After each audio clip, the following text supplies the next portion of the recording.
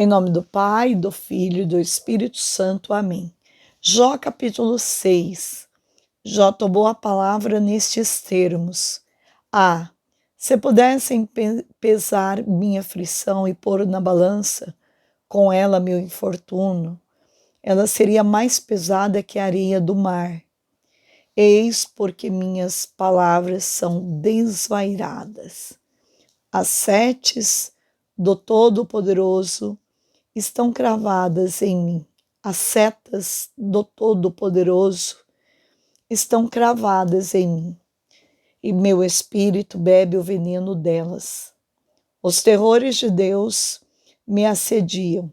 Porventura, zurra ou asno monteis, quando tem erva? Muge o boi junto de sua forragem? Come-se uma coisa insípida, sem pôr sal? Pode alguém saborear aquilo que não tem gosto algum? Minha alma recusa-se a tocar nisso. Meu coração está desgostoso. Quem me dera que meu voto se cumpra, que Deus realize o que eu espero, que Deus consinta em esmagar-me, que deixe suas mãos cortarem meus dias. Teria pelo menos um consolo, e eu exultaria em meu impiedoso tormento, por não ter renegado as palavras do Santo. Qual é a minha força para esperar? Qual é o meu fim para me portar com paciência? Será que tenho a força das pedras, ou será de bronze minha carne? Não encontro socorro algum. Qualquer esperança de salvação me foi tirada. Recusar a piedade de um amigo é abandonar o temor do Todo-Poderoso. Meus irmãos são traiçoeiros, como a torrente, como as águas das torrentes que somem, rolam, agitadas pelo gelo, empoçam-se com a neve derretida. No tempo da seca, elas se esgotam. Ao vir o calor, seu leito seca. As caravanas se desviam de sua rota, penetram no deserto e perecem. As caravanas de Temã espreitavam e os comboios de Sabá contavam com elas. Ficaram transtornados nas suas suposições. Chegando ao lugar, ficaram confusos. É assim que falhais em cumprir o que de vós se esperava nesta hora. A vista de seu infortúnio vos aterroriza. Porventura, disse-vos eu, dai-me qualquer coisa. De vossos bens, dai-me presentes. Livrai-me da mão do inimigo e tirai-me do poder dos violentos. Ensinai-me e me calarei. Mostrai-me em que falhei. Como são eficazes os discursos sensatos, mas em que poderei surpreender-me? Pretendeis censurar palavras? Palavras desesperadas levam aos ventos. Sereis capaz de leiloar até mesmo um órfão e traficar até mesmo um amigo? Vamos, peço-vos, olhai para mim, face a face, e não mentirei. Voltai atrás e não sejais injustos. Vinde, estou inocente. Nesta questão, haverá iniquidade em minha língua? Meu paladar não sabe discernir o mal? Palavra do Senhor. Graças a Deus.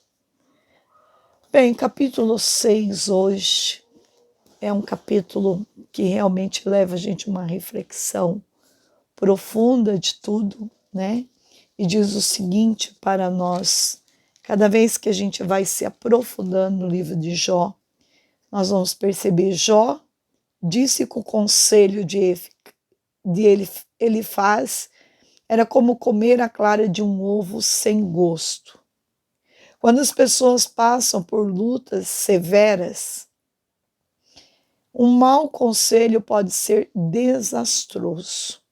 Podem parecer educados, mas por dentro são perturbadores. Seja cuidadoso ao aconselhar os que estão atravessando lutas. Eles costumam necessitar mais de compaixão do que de conselhos. Em sua dor, Jó quis desistir para livrar-se do seu desconforto e morrer Deus, porém não lhe concedeu o pedido. Deus, porém, não lhe concedeu o pedido. Ele tinha planos maiores para Jó. Nossa tendência, assim como a de Jó, é desistir e sair quando as coisas ficam difíceis. Confiar em Deus nos bons momentos é louvável, mas confiar nele durante as dificuldades testa os nossos limites e exercita-nos a fé. Em suas lutas, grandes ou pequenas, confia que Deus está no controle e que Ele tomará conta de você. Romanos 8, 28. Jó referiu-se à sua própria retidão. Não porque não possuísse pecados, mas por ter um relacionamento correto com Deus. Ele não era culpado dos pecados de que seus amigos o acusavam. O capítulo 31 vai resumir a sua vida. Outra interpretação do versículo 29 seria: minha integridade ainda permanece. Integridade possui significado diferente, sem pecado. Romanos 3, 23. Ninguém além de Jesus jamais foi sem pecado.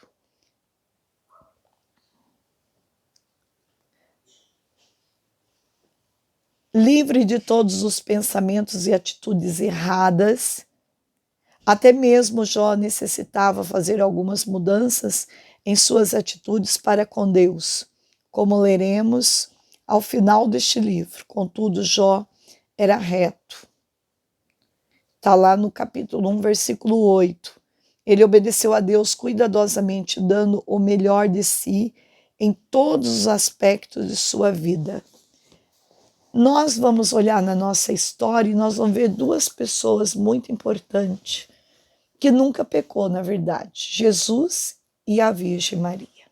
Bem, quando nós olhamos para a pessoa de Jó, e nós vamos entendendo também que Deus, quando ele quer fazer uma correção, ele faz do jeito que ele acha que vai tirar maior proveito. Deus não precisa ficar mostrando os nossos pecados e nem nos acusando de nada. A culpa disso é o teu pecado. Não, Deus não precisa disso. Deus é tão amor, Deus é tão soberano, que Deus usa muitas vezes. Deus usa da inteligência dele para nos formar, para nos mostrar que aquilo que nós estamos fazendo, aquilo que estamos pensando, não provém dele, não pode salvar esse pensamento. Então, Deus, ele nos ensina com todo esse texto de Jó. Ensinai-me, lá no versículo 24, diz assim: ensinai-me e me calarei. Mostrai-me em que falhei. Como são eficazes os discursos sensatos, mas em que podereis surpreender-me? Pretendeis censurar palavras desesperadas levam-as ao vento. Sereis capaz de leiloar até mesmo um órfão e traficar até mesmo um amigo? Vamos, peço-vos, olhai para mim face a face e não mentirei. Voltai atrás e não sejais injustos. Vinde, estou inocente nesta questão. Haverá iniquidade em minha língua? Meu paladar não sabe discernir o mal? É isso aí. A gente precisa, no momento da dor, fazer uma leitura de quem a gente é. De quem sou eu na presença de Deus. E assim, a gente não vai ficar com opiniões erradas de pessoas que quer vir na nossa vida para nos aconselhar de uma forma que não condiz com a palavra de Deus. Nesta terça-feira, dia de São Benedito, o Negro, e hoje a primeira leitura é de Jonas, e a palavra do Senhor foi dirigida a Jonas pela segunda vez. Levanta-te e põe-te a caminho da grande cidade de Nínive e anuncia-lhe a mensagem de que te vou confiar. Jonas pôs-se a caminho de Nínive, conforme a ordem do Senhor. Ora, Nínive era uma cidade muito grande. Era necessário 3 dias para ser atravessada. Jonas entrou na cidade percorrendo o caminho de um dia. Pregava ao povo dizendo, ainda 40 dias e Nínive será destruída. Os ninivitas acreditaram em Deus, aceitaram fazer jejum e vestiram sacos, desde o superior ao inferior. A pregação chegara aos ouvidos do rei de Nínive. Ele levantou-se do trono e pôs-se de lado o manto real, vestiu-se de saco e sentou-se em cima de cinza. Em seguida fez proclamar em Nínive como decreto do rei e dos príncipes. Homens e animais bovinos e ovinos não provarão nada, não comerão e não beberão água. Homens e animais se cobrirão de sacos e os homens rezarão a Deus com força. Cada um deve afastar-se do mau caminho e de suas práticas perversas. Deus talvez volte atrás para perdoar-nos e aplacar sua ira, e assim não venhamos a perecer. Vendo Deus e suas obras de conversão, e que os ninivitas se afastaram do mau caminho, compadeceu-se e suspendeu o mal que tinha ameaçado fazer-lhes e não o fez. Palavra do Senhor. Graças a Deus.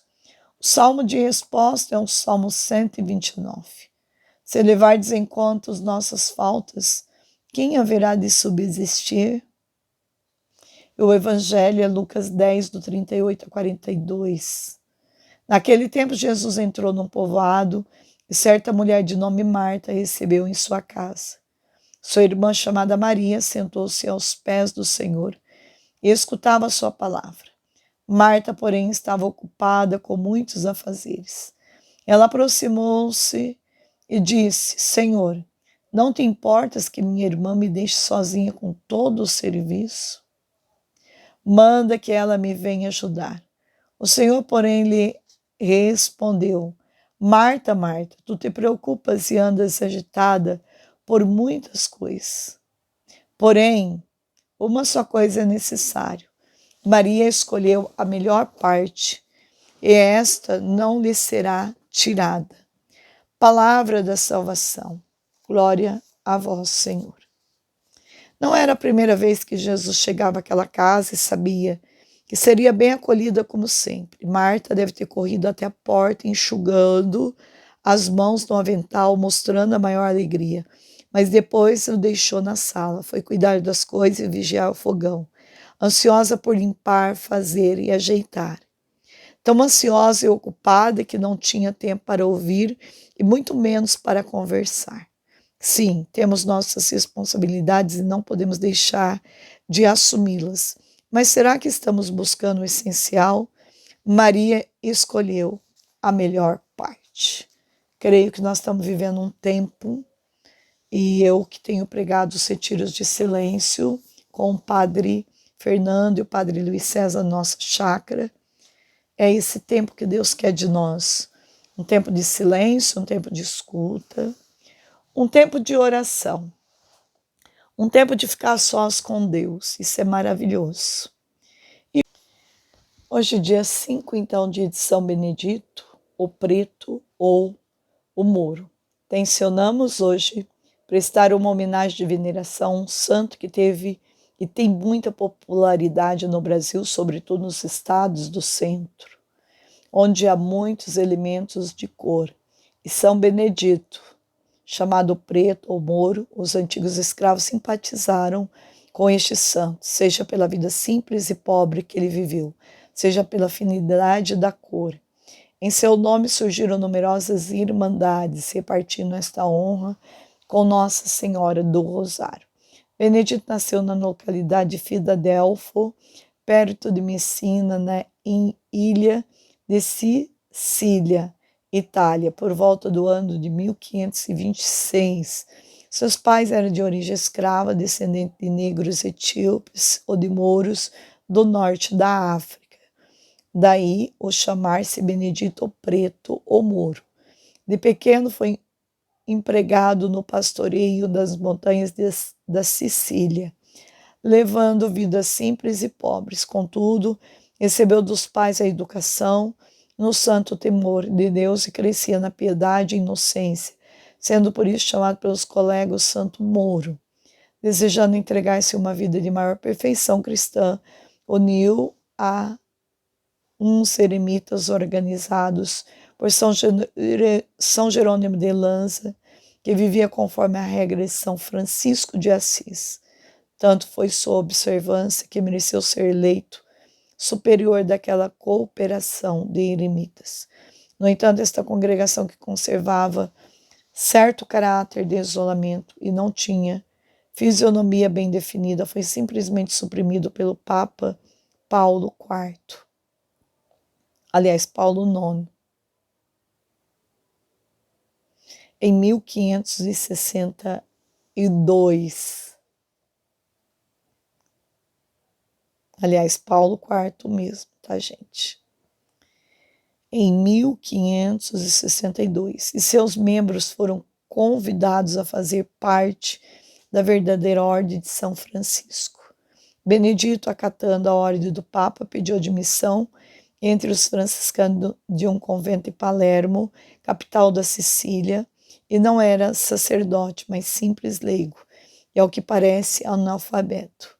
Benedito passou quase todo o resto de sua vida no convento de Santa Maria de Jesus em Palermo, onde iniciou suas novas experiências comunitárias, prestando serviço mais humilde como faxineiro, cozinheiro da comunidade. Suas características eram profunda humildade, disponibilidade e todo serviço junto com uma observância perfeita da regra, demonstrando inclusive uma profunda piedade e espírito de penitência. Embora analfabeto, Benedito era dotado de prudência, tino, prático e carisma de liderança. Uma lâmpada acesa não pode ficar por muito tempo escondida, diz o Evangelho. E foi assim que Benedito, reconhecido em seu valor real, foi eleito mestre de noviços, cargo muito delicado e de responsabilidade em uma comunidade. E mais tarde foi eleito guardião, isto é, superior do convento, primando pelo bom exemplo. Austero para consigo, era bondoso e prestativo para com os irmãos de hábito, tendo sido procurado, inclusive, por fiéis fora do convento como conselheiro e intercessor nas orações. Deus premiava este seu fiel servo com o dom de milagres já em vida. Terminando o tempo de seu superiorado, Benedito, com a máxima simplicidade e naturalidade, voltou a serviço na cozinha, onde a morte o surpreendeu no dia 4 de abril de 1589. O povo de Palermo, já comovido pela fama de santidade dos milagres de Benedito, o venerou imediatamente e escolheu desde o ano de 1652, quando estava sendo introduzida a causa de sua canonização como patrono especial da cidade, de Palermo. Foi elevado oficialmente à honra dos altares pelo Papa Pio VII em 24 de maio de 1807. Sua fama de santo taumaturgo e seu culto de veneração atravessou os oceanos e se espalhou na África e nas Américas, achando como especial protetor dos escravos dos povos de cor. Sua festa é celebrada no dia 4 de abril, comemorativa de sua morte. Contudo, no Brasil, sua festa é celebrada no dia 5 de outubro, por decisão da CNBB em 1983. Santo anjo do Senhor, meu zeloso e guardador, se a ti me confiou a piedade divina, sempre me rege, me guarde, me governe, me ilumine. Amém. Em nome do Pai, do Filho e do Espírito Santo. Amém.